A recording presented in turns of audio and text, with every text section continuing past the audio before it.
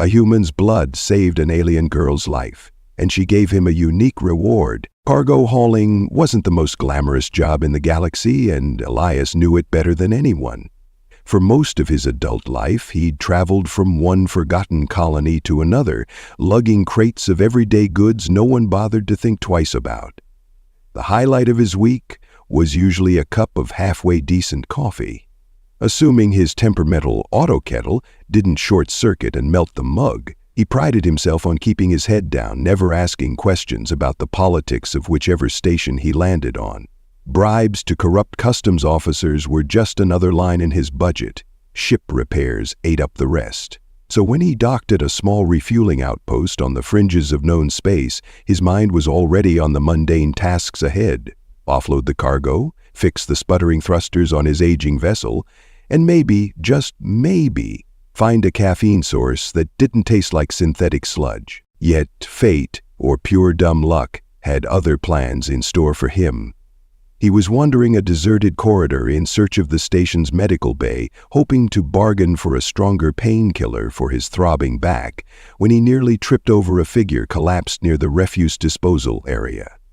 At first, he thought it was some random worker who had drunk too much. Then he saw the skin. Violet, almost luminescent, though marred by dark bruises. He froze. She was an alien, and clearly not one of the well-known races that sporadically frequented human colonies. He crouched down, heart pounding. Despite having no medical expertise beyond sticking a bandage on cuts and scrapes, Elias could tell she was in bad shape. Her breathing was shallow, her eyes fluttering, and faint words in a language he didn't recognize tumbled from her lips. His handheld translator stuttered, producing only fragments of meaning. Hurt, help, please.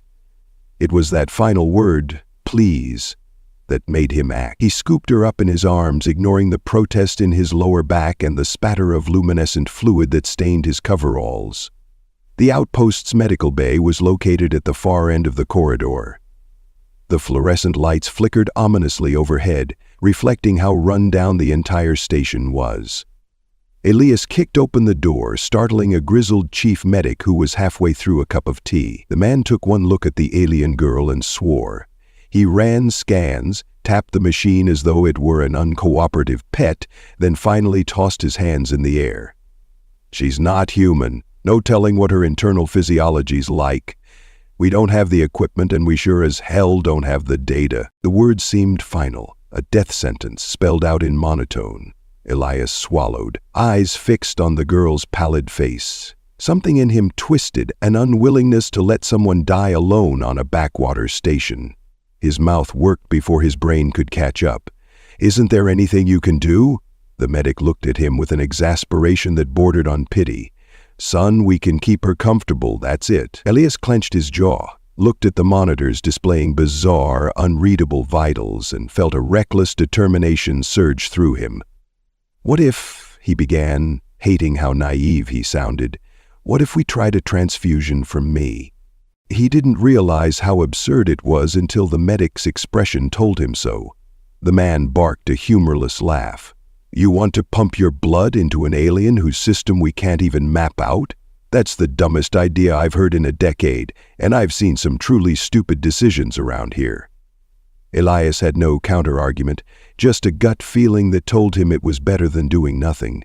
With every second he hesitated, the girl's rasping breaths grew fainter. "I'm not a doctor," Elias admitted, voice raw. "But I can't watch her die. If my blood can buy her time, I'll do it. If it doesn't work, then at least I tried." The medic drew a deep breath, glancing at the flickering screens. "We don't even know if she has anything like blood types. You could kill her faster or kill yourself." Elias looked down at the alien, saw the faint luminescent lines under her skin flicker, and made his choice. "Let's do it. Hook me up." He half expected the medic to knock him out cold or call security, but the man just shook his head. "Fine," the medic grunted. "On your head be it." Then he prepared the equipment, rummaging around for something that looked older than Elias's ship. A jolt of uncertainty went through Elias. This was insane. He was a cargo hauler, not a hero.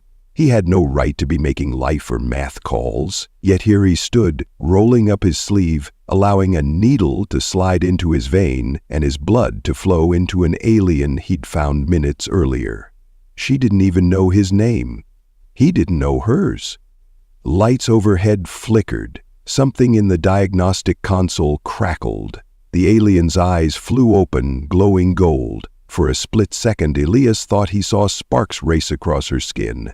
Then darkness rushed up to claim him, and he collapsed. When Elias woke again, the overhead lights were blinding. He squeezed his eyes shut, groaning at the pounding in his skull and the unshakable sense that reality's brightness had been cranked up to an intolerable level.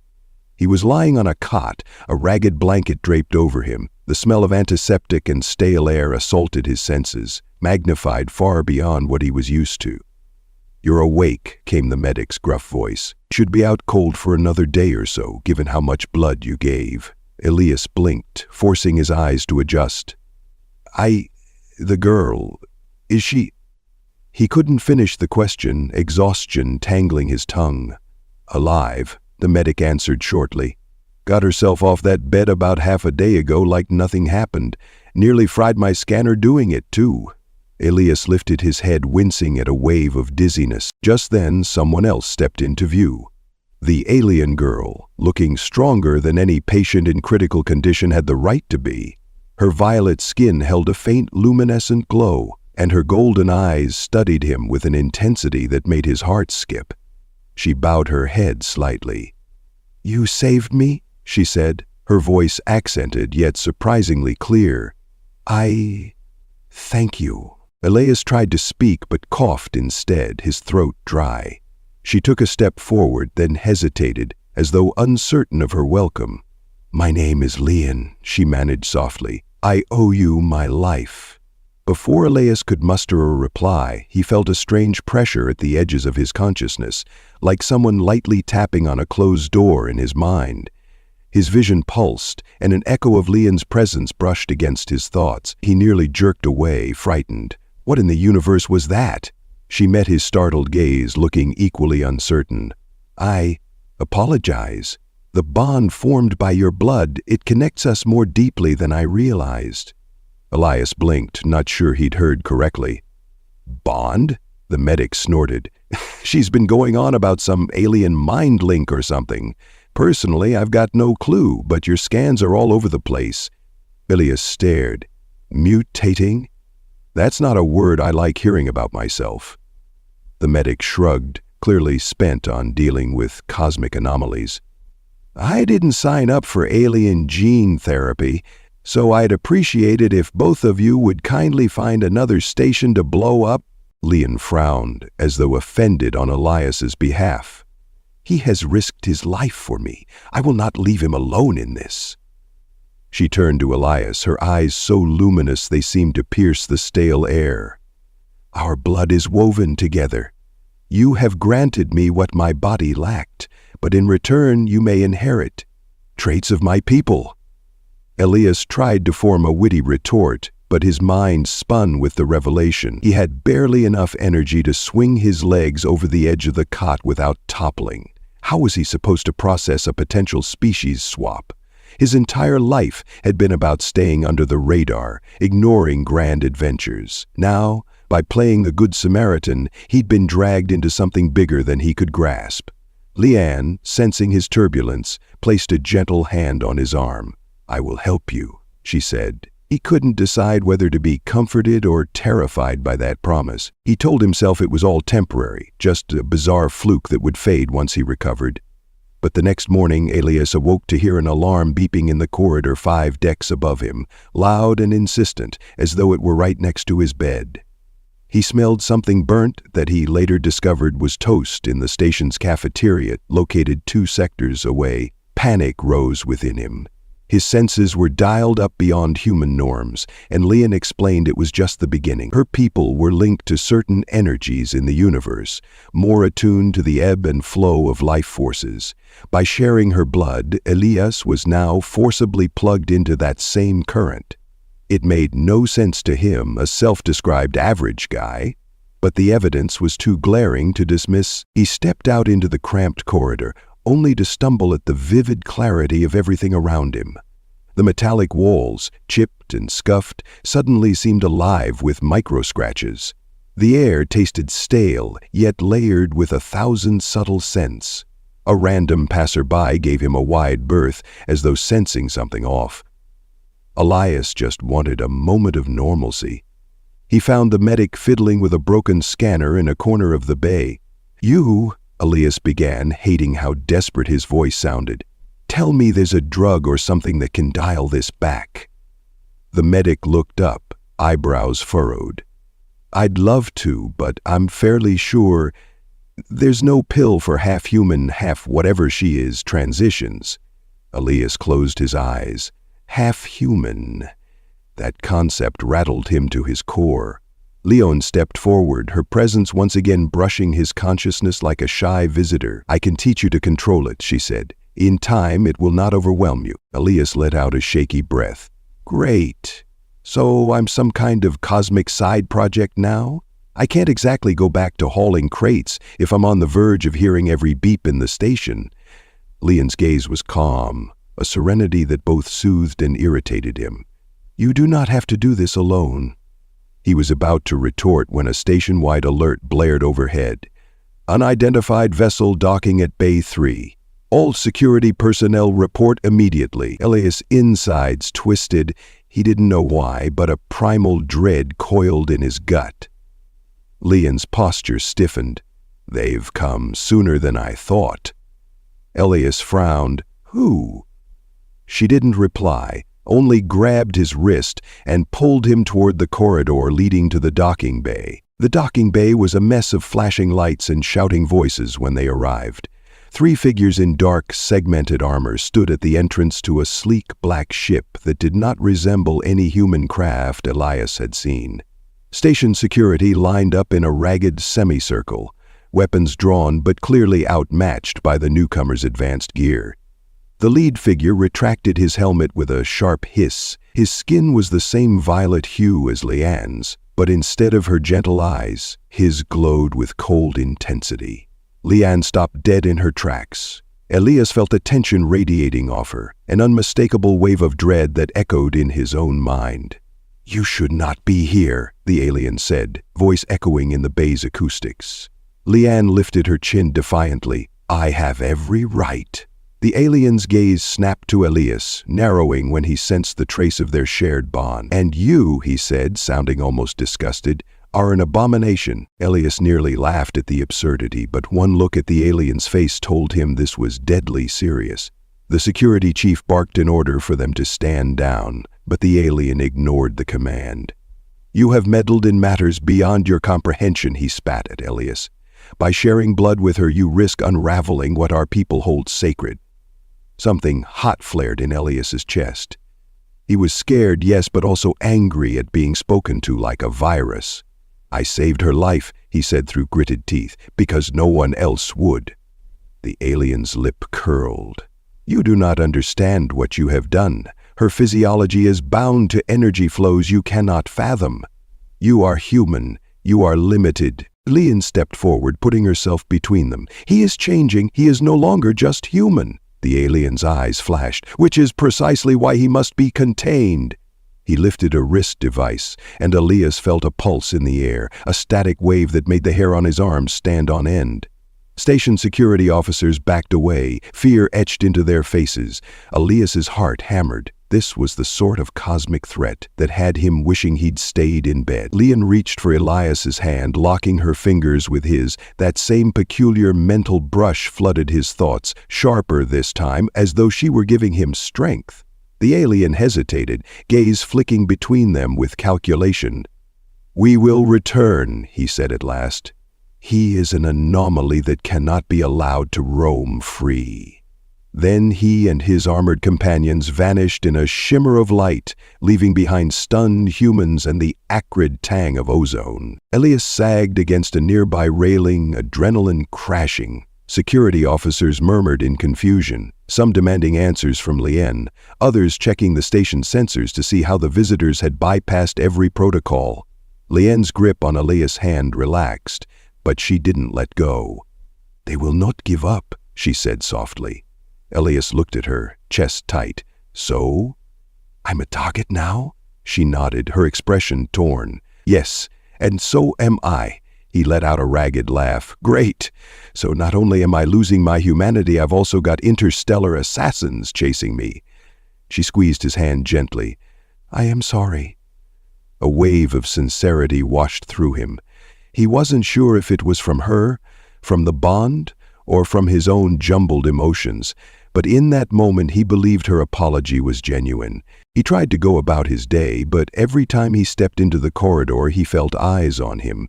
Whispered rumors spread fast. The strange alien who'd nearly died, the cargo hauler who'd saved her with a mad scheme, the station's scanners that had shorted out from a spike in electromagnetic energy. Elias tried to avoid the rumors, but it was impossible. By the second day, the station's dull hum seemed stifling. He could feel Leon's presence like a gentle current at the back of his mind. It was oddly comforting, but also a constant reminder that he wasn't normal anymore. The medic cornered him outside the cafeteria. Listen, he said, squinting as if Elias had grown a second head. Your biometrics are going off every chart I know. I can't keep lying to station officials about why you're not in quarantine. Elias rubbed the bridge of his nose. What do you want me to do? Wear a sign saying new alien hybrid in progress? The medic grimaced. I want you off my station before you blow something else up. Elias forced a weak grin. Thanks for the vote of confidence, Doc. Still, the man had a point. Elias felt a restless urge to leave. This outpost had been a temporary pit stop even before his life changed. Now it was a ticking time bomb. The aliens who wanted him contained, maybe destroyed, knew where he was. He was endangering everyone by staying. Standing in front of the panoramic window overlooking the docking bay, Elias watched ships come and go, small freighters like his drifting in for fuel and then departing into the vast unknown. Normally it was a sight he barely registered. Now the unknown beckoned, both thrilling and terrifying. Lien approached quietly. He could sense her before he saw her, a soft ripple in his mind. They will return, she said. Her voice was calm, almost resigned. They will expect to find you here. He lifted a hand, pressing it against the thick glass. Maybe I should just turn myself in. She shook her head firmly. They do not want to negotiate, Elias. They want to erase any trace of an unnatural union between our species. Elias's throat tightened. Union? Huh? That's one way to put it. She hesitated, then gently placed her hand atop his. My people do not all share their views, but those who do, they will not hesitate to use force. We must leave. He grimaced. Just like that? Hop into my rickety cargo ship and hope they don't blast us to bits? Leanne's eyes shone with conviction. It may be rickety, but it is your ship, and I will stand by you. He bit back a retort, suddenly overwhelmed by the realization that she was in danger because of him, though arguably it was because of her that he'd landed in this predicament. Yet there was no blame in her gaze, only a quiet determination. We'll need to gather supplies, he said at last, and I have a few repairs to do. She inclined her head, and he could have sworn he felt a gentle warmth in his chest, as if she were silently thanking him. He decided to talk to the medic one last time, half to see if the man had any final medical advice, and half to say goodbye in whatever awkward way was possible. The doctor was elbow-deep in a console that sparked ominously when Elias stepped into the cramped med bay. If you're here for sedation, I'm fresh out, the medic grumbled. Elias forced a small smile. Not quite. I'm leaving. Just wanted to... He trailed off, and he wasn't sure what he wanted to say. Thanks for calling me stupid. Thanks for hooking me up to an alien and messing with my DNA. The medic sighed, flicking off the console. You don't have a choice, do you? Elias shook his head. They'll come for me, maybe tear the station apart in the process. The medic pinned him with a level stare. I got a feeling you're not the type to let that happen. He rummaged in a drawer, pulling out a battered medical kit. Take this. It won't fix your alien genes, but it might patch up a plasma burn or two. Elias took the kit with a lump in his throat. He didn't exactly like the medic's abrasive personality, but the man had saved his life by not tossing him out an airlock the moment he proposed the transfusion. Thanks, Elias managed. The medic gave him a wary nod. Don't get yourself killed, kid. If you do, I won't get to say I told you so. That was as close to a farewell as Elias would ever get. He turned to leave, medical kit tucked under his arm, mind churning with the knowledge that he might never see this rundown station again. Part of him was glad to escape, but another part felt a pang of nostalgia for the monotony he was leaving behind. In the cargo bay of his ship, the Salius Traverse, Elias double-checked the thruster repairs. He'd spent half the previous night trying to coax the engines into working order. At last, the readouts were green, or at least a shaky yellow that might hold together for a hyperspace jump. A faint scuff sounded on the ramp behind him. He turned to see Leanne. She held a small bag of what looked like personal belongings, but aside from that she had nothing else. I am ready, she said simply. He nodded, swallowing hard. Was he ready? Not remotely, but if he stayed, he was risking more than just his own life. With a press of a button, the cargo doors slid shut, sealing them inside the cramped metal hull. The station's departure clearance code flickered on the console. Elias settled into the pilot's seat, heart pounding. This was it. He was crossing a line from which there was no going back. He guided the ship away from the docking clamps, thrusters sputtering under the station's artificial gravity well. Once clear, he engaged the sublight engines. The starfield opened up before them, a glittering tapestry of possibilities and dangers. As the station shrank behind them, Elias glanced over at Leanne in the co-pilot's seat. She stared at the viewport, her expression poised between determination and sorrow. I never wished for you to be pulled into this, she murmured. Elias managed a lopsided smile. Yeah, well, I guess it beats rotting away hauling cargo to dead-end colonies. He tried to sound brave, but his palms were slick with sweat. The universe suddenly felt far larger and far more threatening than ever before. The console beeped a warning, a fast-approaching vessel from behind. Elias's heart lurched. Had they already caught up? Leanne tensed, eyes narrowing at the readout. They must have been waiting for us to depart. Elias cursed under his breath and slammed a hand on the throttle, pushing the engines harder than was probably wise. Hang on, he growled, wrestling with the controls. The Salius Traverse shuddered violently, but the starfield ahead elongated, shifting into streaks of light as he punched the pre-calculated jump. With a roar, they flung themselves into hyperspace, the swirl of cosmic patterns enveloping them. The pursuing vessel vanished behind them, at least for the moment. Elias let out a long breath, shoulders sagging. We made it, he said, half in disbelief. Leanne exhaled softly, a pained smile on her lips. For now. Hyperspace travel wasn't exactly a pleasure cruise on a beaten-up freighter. Elias set the autopilot for a known trade route that would deposit them in neutral territory, though it would take time. With the immediate threat of pursuit gone, the adrenaline ebbed, leaving exhaustion in its wake. Leanne retreated to a small cabin while Elias performed routine checks. The hum of the engines thrummed through every panel. Eventually, with nothing pressing to do, he found her sitting cross-legged on a bunk, eyes closed. Her violet skin seemed to glow gently in the dim emergency lighting. He felt a subtle pull in his mind, a resonance that told him she was aware of his presence. He cleared his throat. Thought you might need something to eat. I don't really know what your diet is, but I have some ration packs. They're not great, but they'll keep you from starving. She opened her eyes, the golden irises reflecting the faint overhead glow. Thank you, she said, taking the ration pack. She studied it curiously, as though analyzing every chemical component through its packaging. Then she gestured for him to sit. You should rest as well, Elias. He ran a hand through his hair, feeling the weight of 1,000 questions. Maybe later. Right now, I have to figure out what's happening to me. She nodded gravely. Your physiology is shifting. I can sense it in your aura, your energy. He sank onto the edge of the bunk opposite her. You keep talking about energy and a bond. Can you explain it in simpler terms? Her gaze turned inward as if she was considering how best to phrase a concept that defied human language. My people are attuned to cosmic currents. You might call it psionic or psychic energy. We can share that energy, especially through blood, which holds our essence. When you saved me, I absorbed a part of your human life force, and in turn, I gave you mine. It merged. Elias rubbed his eyes, trying to stay calm. So it's basically an alien telepathy virus? That drew a small laugh from her. Virus is not the right word. Think of it as a bridge, a living connection.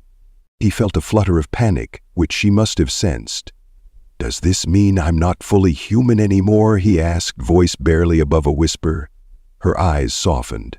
Your genes are adapting. You may retain most of your human traits, but you will gain some of ours. Senses, reflexes, perhaps limited telepathic ability.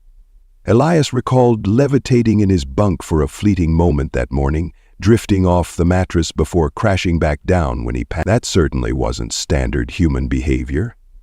So, I'm basically stuck like this? She tilted her head. You were never forced. You made a choice to save a stranger with your blood. The universe merely responded. His throat closed, emotions simmering at the edges of his exhaustion. It wasn't regret, exactly, but a sense of being unmoored. I don't know if I can handle all this, he admitted. Hearing everything, seeing everything, being connected. Leanne reached across the small space, placing her hand lightly on his. Immediately he felt a gentle wave of calm. I will guide you, she promised. You won't be alone. The sincerity in her tone was a balm. He let out a shuddering breath, nodding. Okay, he said quietly. We'll figure it out. They dropped out of hyperspace near a quiet sector, a place known more for transient travelers than any permanent settlement. The Salia's traverse coasted among drifting asteroids and faint starshine. Elias scanned for signs of other ships, half expecting the enemy vessel to appear on sensors any second, but all remained quiet. Maybe we can get some rest, he muttered, logging the ship's position. Leanne, standing behind him in the cockpit, touched his shoulder. We should, but she frowned, eyes flicking to the console. Something feels off. Elias tensed. What do you mean? She closed her eyes, focusing on that intangible bond. I sense a disturbance, like a ripple in the energies around us. Elias cursed under his breath. Could be them. He powered up the weapon system, which consisted of a single aging turret with questionable aim. Not like we can put up much of a fight if it is. They waited. Seconds dragged by, turning into minutes. Then the sensors beeped. Multiple contacts emerging from hyperspace. Elias's heart leapt into his throat. Looks like we've got company, he said grimly. 3 ships, all matching the style of the one that had pursued them. Leanne's face was drawn with worry. They are determined. Elias clenched his jaw. We can't outrun 3 ships, not in this rust bucket. She placed her hand gently over his on the throttle. There may be another way. She turned to stare at the swirling asteroids outside the viewport. If we hide among the debris, we can buy time. Elias raised an eyebrow. Asteroid hide-and-seek with advanced alien ships who can probably pick up our energy signature. Sounds fun. She offered a small shrug. It's a risk, but better than open space. He gunned the sublight engine, steering the ship into the thickest part of the field. Asteroids tumbled by in slow arcs. The console beeped warnings every few seconds, forcing Elias to weave through the drifting rocks with sweaty palms and a rapidly pounding heart. If we make it through this, I'm setting aside half my cargo for some top-shelf liquor, he muttered. Leon's lips curved in a faint smile. I will join you in that drink. The tension was suffocating. Each pass through a narrow gap, making the hull groan. Meanwhile, the enemy ships fanned out, scanners sweeping the area. An alarm flared. One of the alien vessels had locked onto them. Elias yanked the controls, narrowly dodging a searing beam that sliced an asteroid in half. Chunks of rock spun outward, nearly clipping the Celia's traverse. "This is insane," he hissed. Leanne closed her eyes as though focusing on something beyond the physical. "I might be able to disrupt their sensors," she said quietly. Before Elias could question how, he felt the bond surge.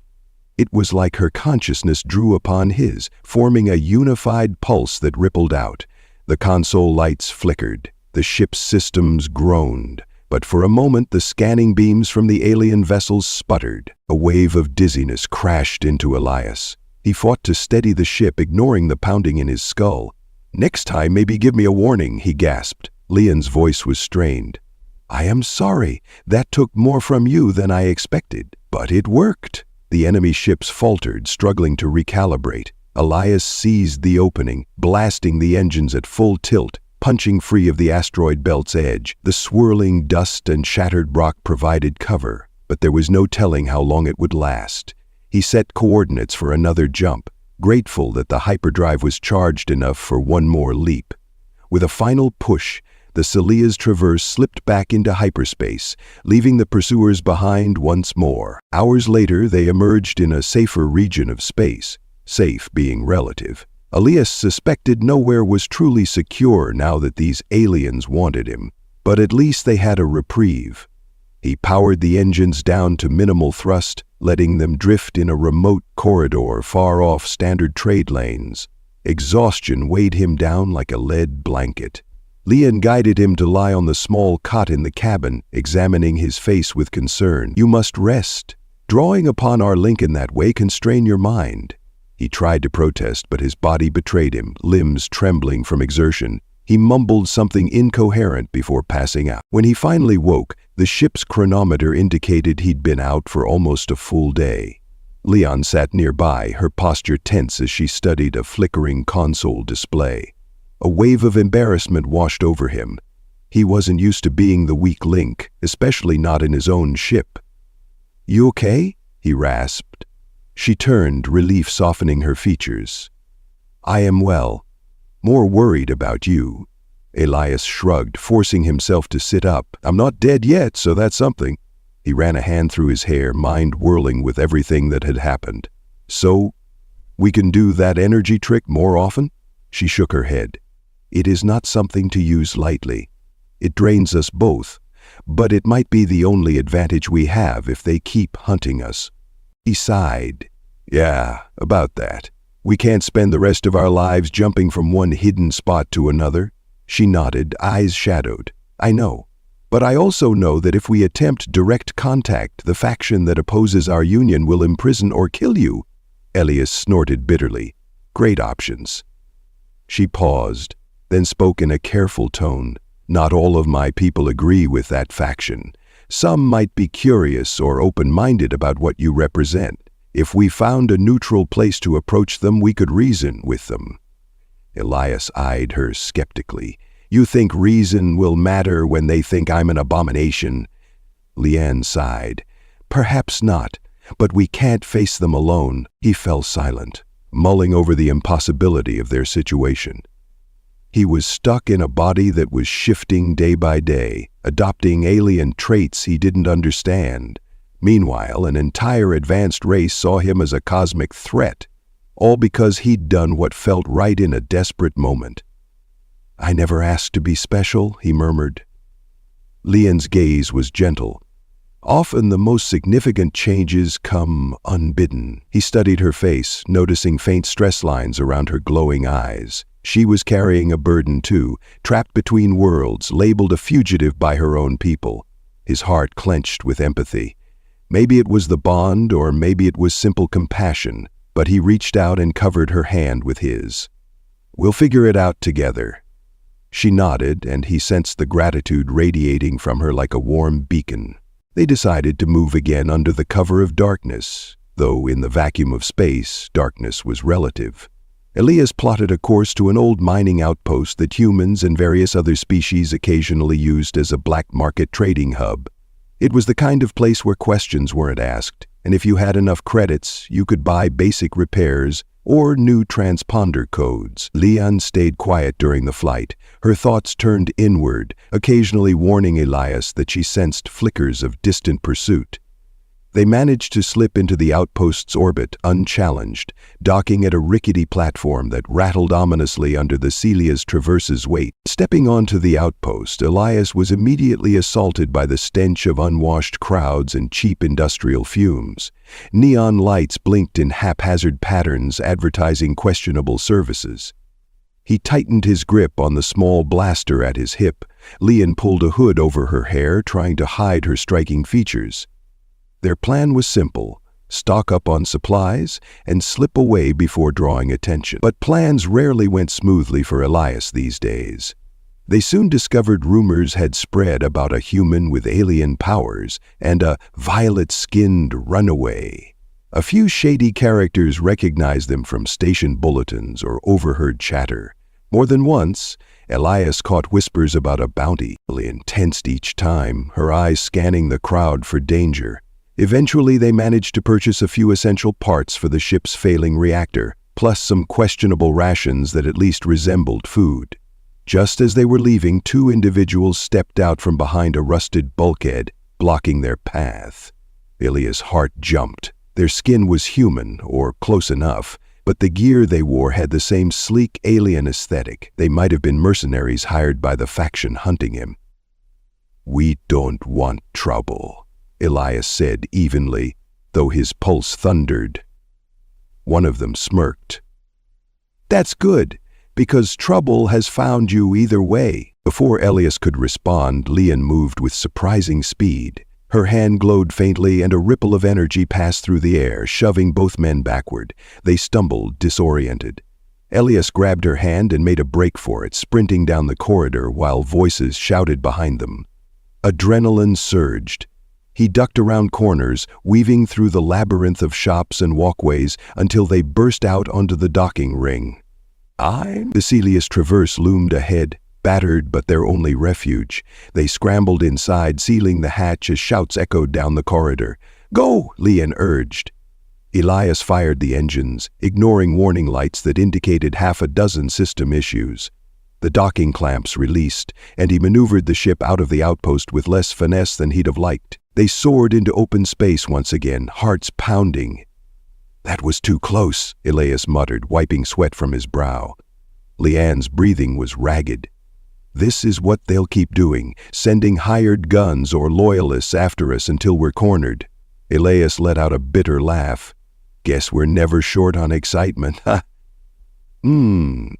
She managed a faint grin, but the worry in her eyes said it all.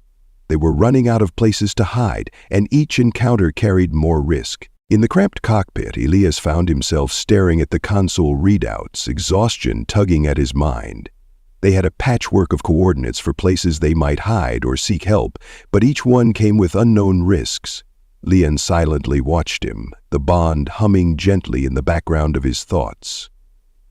"We could try to find a distant colony that's barely on the map," he muttered, "but eventually they'll track us down." Leon's gaze flicked to the star chart. "There is a location in my homeworld star system that remains neutral, a minor moon where outcasts and wanderers gather." Elias frowned, tapping the chart. "So basically the galactic equivalent of a no-man's land?" She nodded.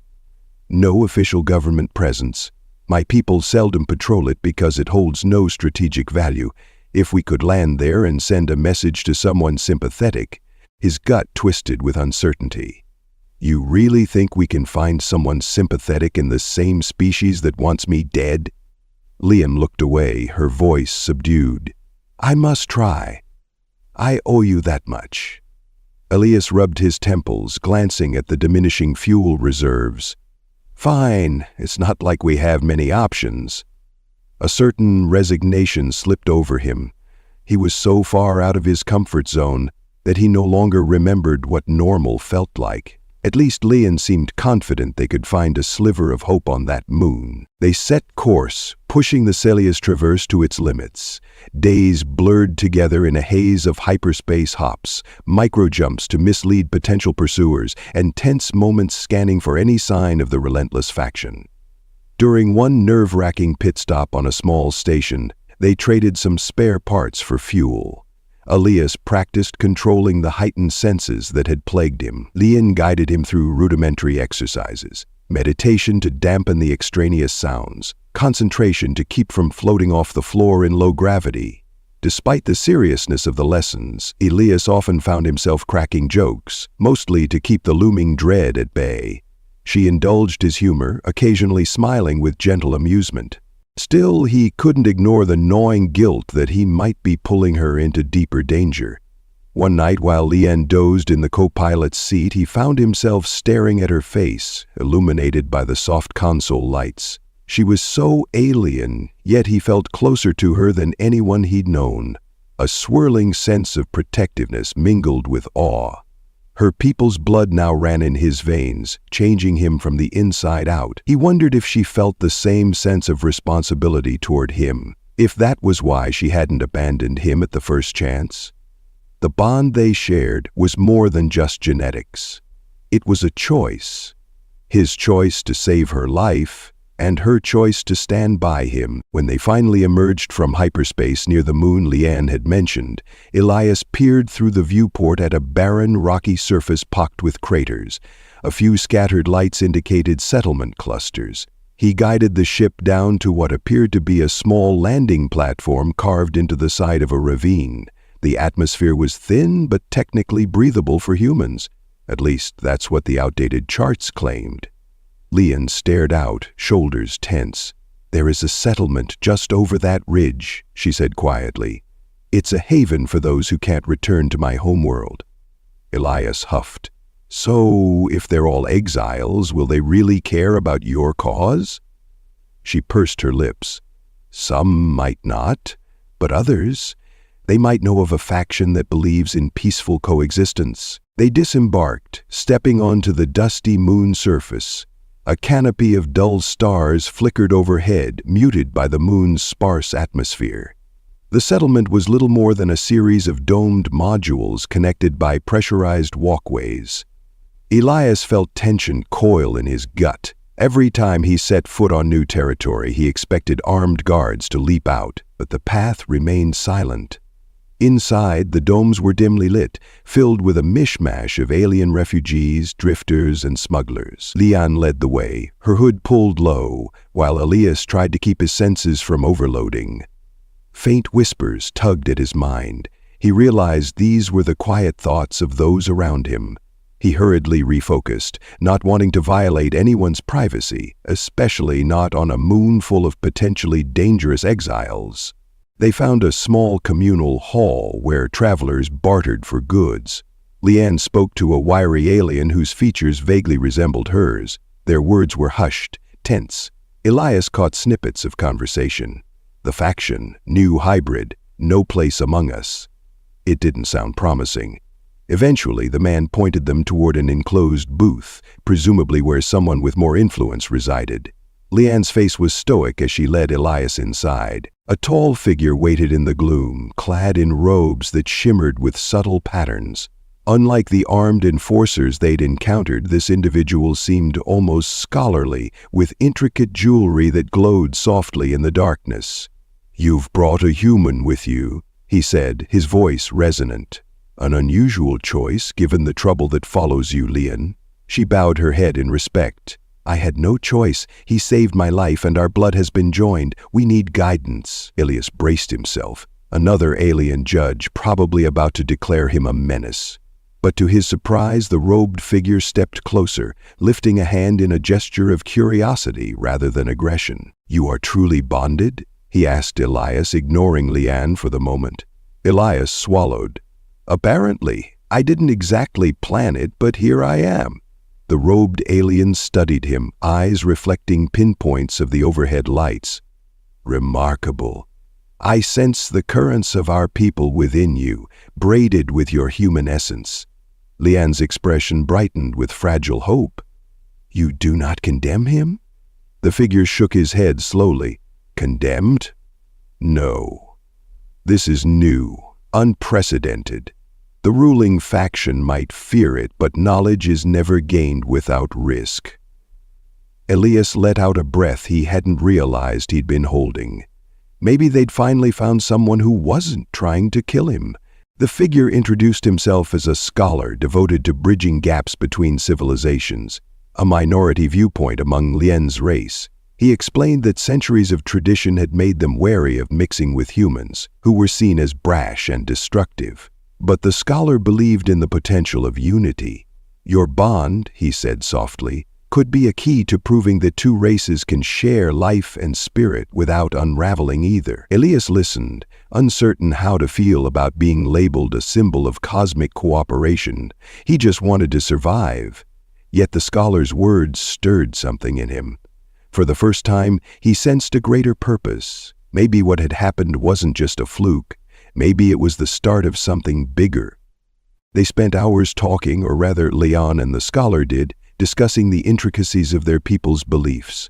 Elias chimed in whenever he felt too overwhelmed by talk of energy flows and sacred lineages.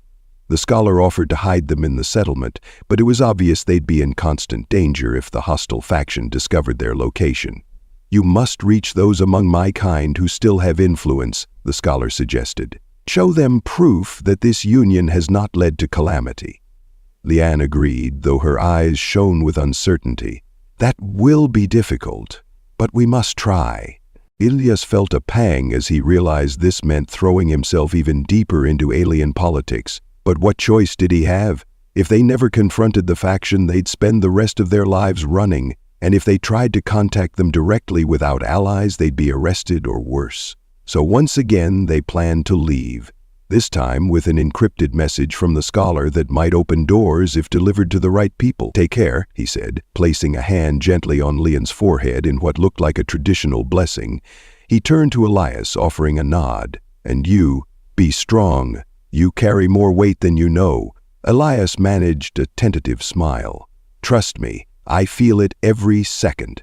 They parted from the settlement quietly. As they walked back to the Celia's Traverse under the star-dappled sky, Elias couldn't help but reflect on how drastically his life had changed in just a short span. He used to worry about engine failures and bribes. Now he was entangled in interstellar conflict and mind-bonded to a violet-skinned woman whose kindness and resolve both awed and terrified him. Stepping inside the ship, he took a deep breath, smelling the familiar metallic tang of the cargo hold. Lian stood at his side, looking at him with a mix of weariness and determination. "Are you ready?" she asked softly. "Ready as I'll ever be," he replied. They boarded and sealed the hatch behind them. Elias fired the engines, which rattled in protest but obeyed. The moon's surface receded beneath them, and soon they were back among the stars. They drifted for a moment in orbit, eyes fixed on the flicker of settlement lights below. "We have a direction now," Lian said, "a reason to fight beyond just survival." Elias nodded, though fear still coiled in his stomach.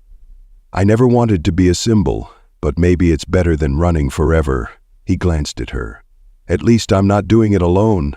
A subtle warmth resonated in his chest, echoing through the bond. Lian's smile was gentle but unwavering. "We stand together," she said. With that unspoken vow between them, Elias engaged the thrusters, setting a course back into the starry expanse. Danger lay ahead, but so did hope. He remembered the moment he'd kneeling beside her on that station floor, deciding on a reckless blood transfusion out of sheer desperation. He never imagined it would lead him here, part human, part alien, completely adrift from everything he once knew. And yet that single act of compassion had forged a path to something entirely new, a bridge between worlds that might change the fate of more than just himself and Lian. As the Celia's Traverse soared onward, he couldn't help the ghost of a grin forming on his lips. Maybe this was crazy, but it sure beat spending his life ducking corrupt customs officials. And if he was really honest with himself, he was beginning to think that the unique reward he'd received wasn't just alien powers or psionic senses. It was the chance to be part of something bigger, a cosmic adventure that could reshape two civilizations. For now, he settled back in his seat, letting Lian's reassuring presence steady him. The hum of the engines was almost comforting after all they'd been through. He flicked a switch, scanning for a route that would lead them closer to the heart of her people's territory. He had no illusions about the danger, but a flicker of excitement mingled with his nerves. After all, if he'd learned anything by now, it was that sometimes the biggest leaps of faith start with the smallest, craziest decisions, like giving your blood to save a stranger who just might save you in return.